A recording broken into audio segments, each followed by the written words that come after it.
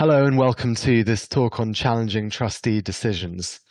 The purpose of this talk is for us to consider ways in which you might be able to challenge a discretionary decision made by trustees, as opposed to, for example, trying to do some of the more common things of removing them or something along those sorts of lines.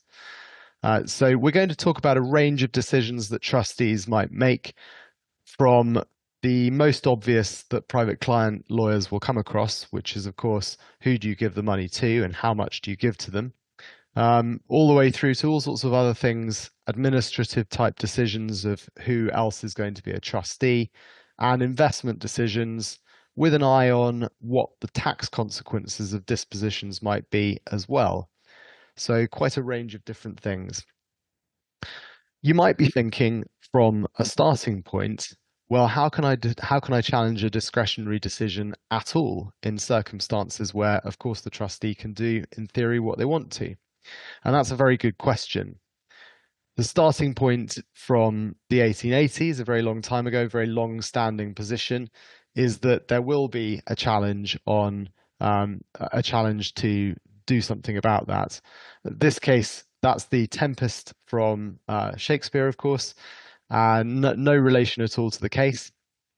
And in that case, we can see that Prospero said, "As you from crimes would pardon be, let your indulgence set me free."